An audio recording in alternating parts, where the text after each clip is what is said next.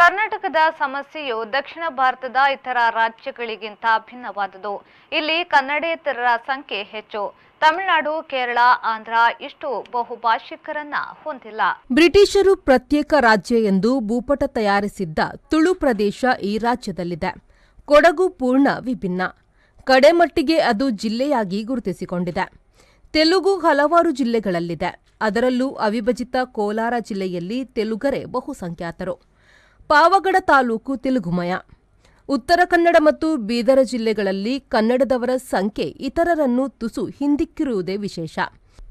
ಬೆಂಗಳೂರು ನಗರ ಸಹಜವಾಗಿಯೇ ಕನ್ನಡಿಗರ ಸಂಖ್ಯೆಯನ್ನು ಕುಗ್ಗಿಸುತ್ತಾ ಸಾಗಿದೆ. ಗಡಿಬದಿಗಳಲ್ಲಿ ಮರಾಠಿ ಮತ್ತು ತಮಿಳರದ್ದು ಮಾತ್ರ ತುಸು ಅತಿ. ರಾಜ್ಯದಲ್ಲಿ ಅತಿ ಹೆಚ್ಚು ಜನ ಬಳಕೆಯ ಎರಡನೆಯ ಸ್ಥಾನದಲ್ಲಿರುವ ಭಾಷೆಯಾಗಿದೆ ಉರ್ದು. ಬ್ಯೂರೋ ರಿಪೋರ್ಟ್, ವಿ4 ನ್ಯೂಸ್, ಬೆಂಗಳೂರು.